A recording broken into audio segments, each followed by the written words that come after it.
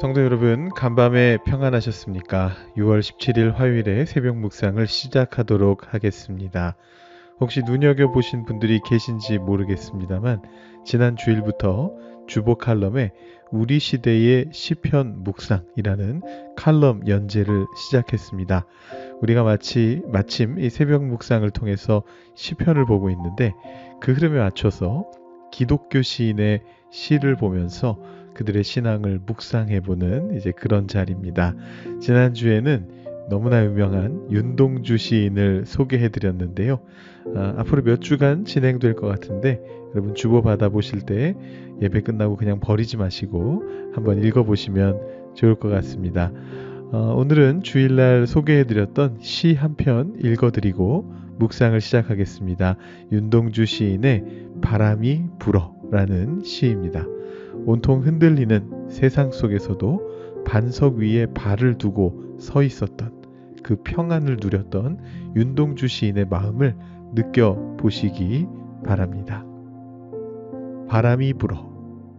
바람이 어디로부터 불어와 어디로 불려가는 것일까? 바람이 부는데 내 괴로움에는 이유가 없다.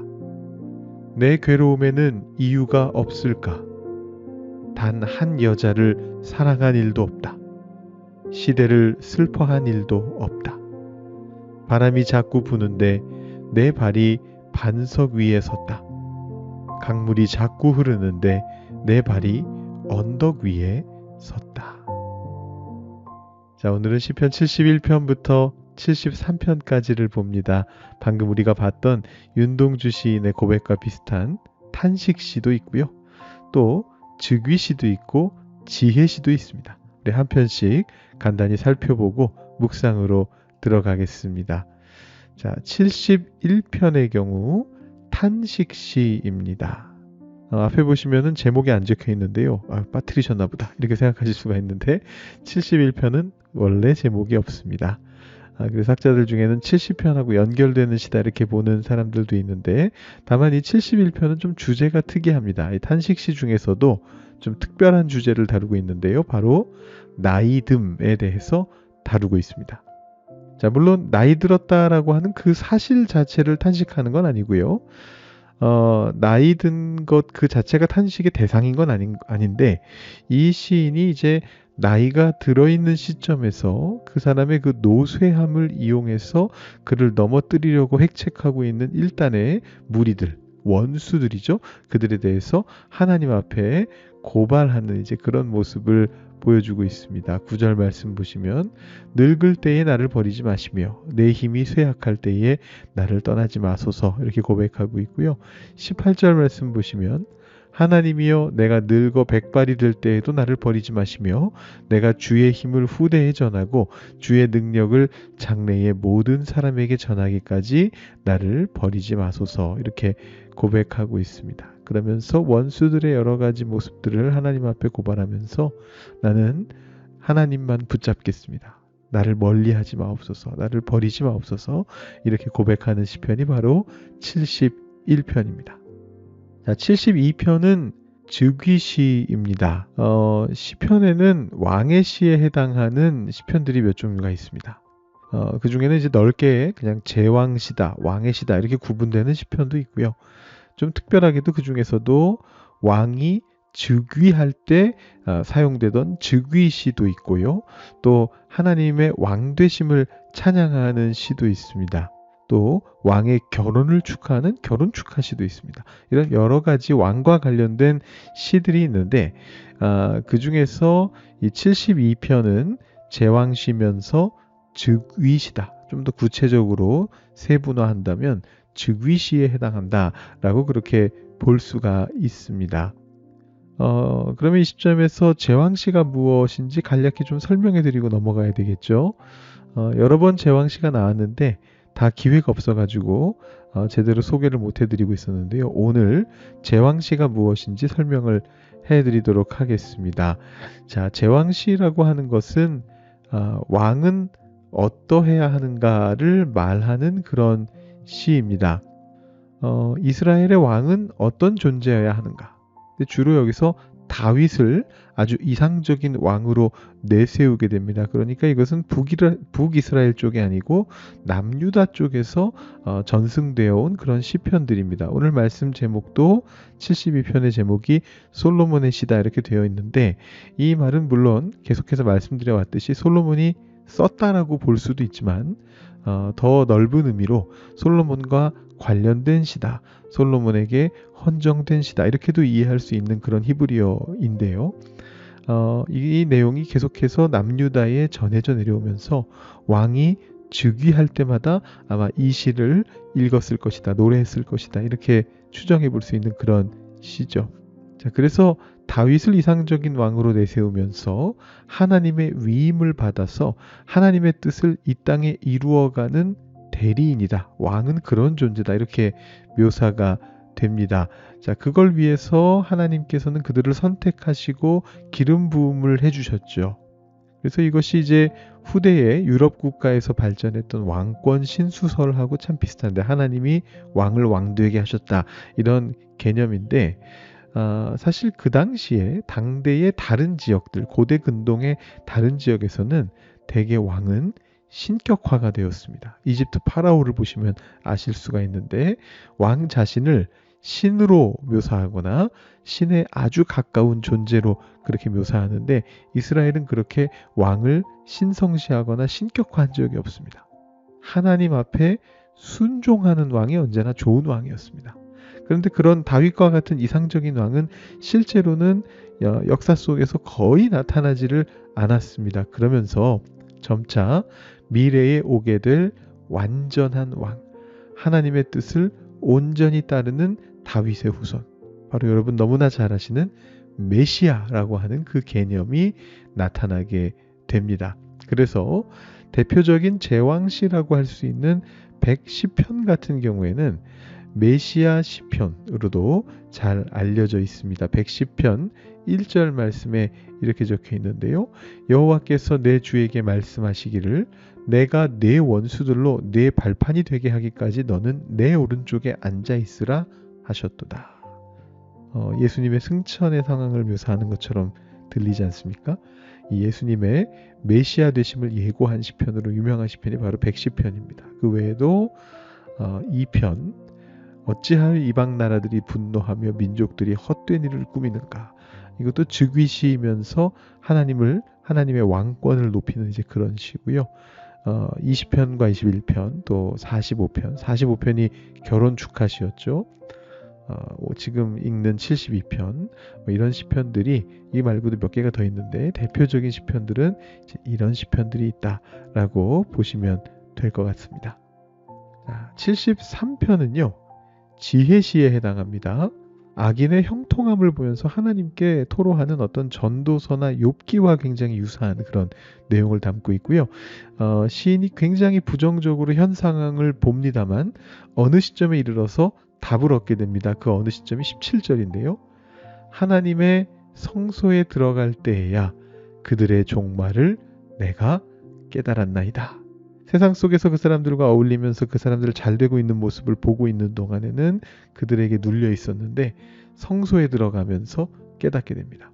결국은 악인은 멸망하게 될 것이다 라는 것이죠. 그렇게 시편이 마무리가 되고 있습니다.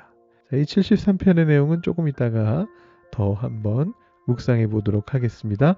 여러분 71편부터 73편 말씀 잘 한번 통독해 보시고 그 중에서 여러분 마음에 오시는 말씀이 있다면 그 말씀을 가지고 묵상해 보시면 좋을 것 같습니다. 자, 제가 묵상한 내용은 방금 말씀드린 73편인데요. 20절 한 절 말씀만 한번 보도록 하겠습니다. 제가 읽어드리겠습니다. 주여, 사람이 깬 후에는 꿈을 무시함같이 주께서 깨신 후에는 그들의 형상을 멸시하시리이다. 아멘. 자, 오늘은 아주 짧은 구절을 토대로 짤막하게 한번 묵상해 보겠습니다. 여러분, 어린 시절에 무서운 꿈을 꾸었던 기억이 있으신가요? 이런 속설이 있습니다. 높은 곳에서 떨어지는 꿈, 아이들이 많이 꾸는데 이 높은 곳에서 떨어지는 꿈을 꾸면 그건 키가 크는 꿈이다, 이렇게 어르신들이 말씀하셨던 그런 기억이 있습니다. 저는 사실은 그냥 높은 곳에서 막 무한히 떨어지는 절벽 같은 데서 막 떨어지고 있는 그런 꿈을 꾸는 게 아니고요. 좀 독특하게도 아주 높은 곳에서 점프를 해가지고 착지하는 이제 그런 꿈을 굉장히 많이 꿨습니다. 아직도 그 기억이 생생합니다. 무릎이 시큰하면서 바닥에 쾅 하고 떨어지는 그런 꿈인데 보통은 누군가가 저를 막 쫓아와요. 쫓아오거나 막 집에 제가 숨어 있는데 집 문을 막 부수려고 해요. 주변에 어른은 없고 뭐 조폭 같은 존재들이 아니면 무슨 귀신 같은 존재들이 막 쫓아오면서 막 부수면서 공격해 옵니다. 그러면 제가 창문으로 뛰어내리거나 아니면 그 계단 참을 뛰어내려가는데 계단을 막 두 칸, 세 칸씩 뛰어내려가는 게 아니고 그 기계 체조하듯이 계단 손잡이에만 이렇게 팔로 손으로 짚으면서 옆 계단 참으로 그냥 바로 막 열몇 칸씩 뛰어내리는 이제 그런 식의 꿈을 많이 꿨던 기억이 있습니다. 이 어린아이들 중에서는 그래서 이 꿈이 좀 무서워가지고 막 쫓아오고 떨어지고 뭐 무섭고 막 죽을 것 같고 이래서 잠들지 않겠다고 버티는 그런 아이들도 있지 않습니까? 그런데 사실은 그 무서운 꿈들이 하루 동안 있었던 스트레스를 풀어주는 그런 효과가 있다고 합니다. 그래서 다음날 정신의 건강을 위해서 잠을 자는 동안 우리의 뇌가 그런 꿈을 일부러 꾸게 한다라고 학자들이 그렇게 밝혀주고 있습니다. 오늘 20절 말씀은 바로 그 꿈에 비유하면서 악인들의 미래를 묘사합니다. 자, 사람이 잠에서 깬 후에는 꿈을 무시합니다. 뭐 그게 제 아무리 뭐 무서운 꿈이었든지 혹은 반대로 엄청나게 기분 좋은 꿈이었든지 간에 결국은 그것들은 다 무시할 수 있는 것들이고 무시돼야 되는 것들입니다. 억지로 무슨 그 기억이나 기분을 보존해 보려고 해도요. 사실은 잠에서 깨어나서 몇 분만 지나도 그 꿈의 내용은 흐려져 버립니다. 저절로 무시됩니다. 우리가 잠에서 깨어난 다음에 한참 후에 내가 이런 꿈을 꿨어라고 기억하는 것은 거의 대부분은 꿈의 내용은 거의 다 잊어버리고 이런 느낌의 꿈을 꿨어라는 그 생각을 하나를 가지고 뇌가 다시 재구성한 이제 그런 기억이라고 학자들이 얘기하거든요. 무시될 수밖에 없습니다. 흐려져 버립니다. 자, 이와 마찬가지로 악인들의 미래도 마찬가지라는 겁니다.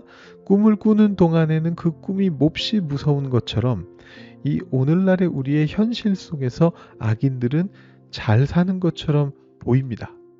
그런데 그 무서운 꿈이 잠에서 깨는 순간에 아무런 의미 없는 허상임을 깨닫게 되는 것처럼 주님께서 일어나셔서 간섭하시는 순간, 멀지 않은 미래인데 그 순간에 그들의 운명은 몰락할 수밖에 없다라는 것입니다. 앞서 통독 가이드에서 설명해 드렸던 것처럼 시편 73편의 기자는 악인들이 형통하게 잘 사는 것을 보면서 질투하면서 기도했지만 결국에는 하나님의 응답을 듣게 되면서 이렇게 고백하게 되는 겁니다. 그들은 꿈일 뿐입니다. 그들이 잘 나가는 것처럼 보이는 이 현재와 미래는 그저 꿈입니다. 그러나 주와 동행하며 주의 손을 붙드는 사람들은 영광의 길로 나아가게 될 것입니다. 이렇게 고백하고 있는 거거든요. 이를 깨달은 시편 기자가 이 유명하고 아름다운 시구를 통해서 하나님 앞에 자신의 신앙을 고백합니다. 25절 말씀 제가 읽어드립니다.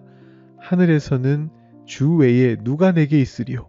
땅에서는 주밖에 내가 사모할 이 없나이다. 하늘에서도 땅에서도 세상 어느 곳이든지 주님만이 소망이 되신다라고 고백하고 있는 바로 그런 시편 기자의 고백입니다.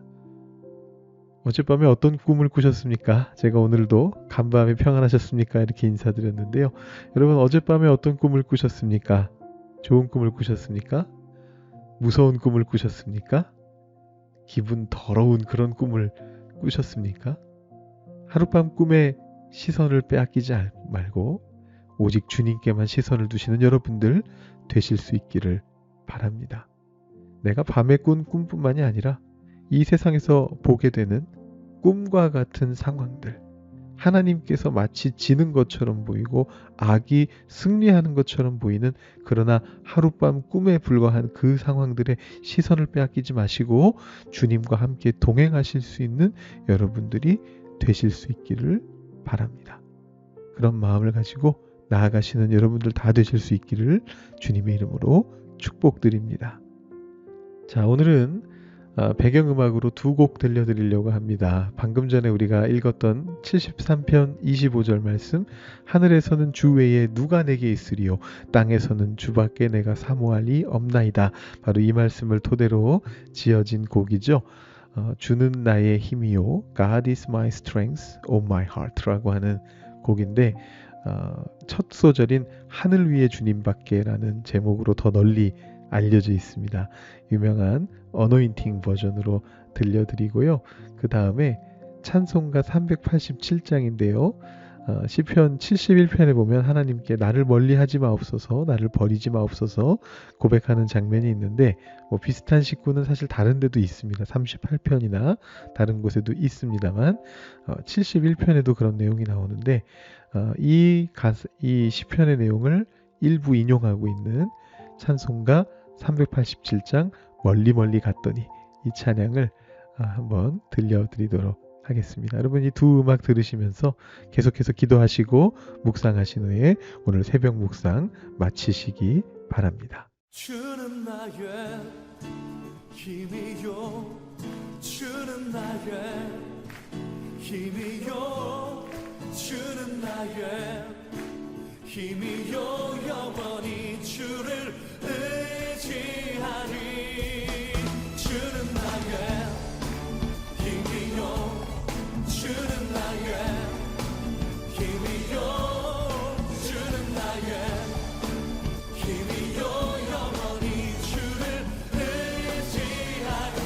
영원히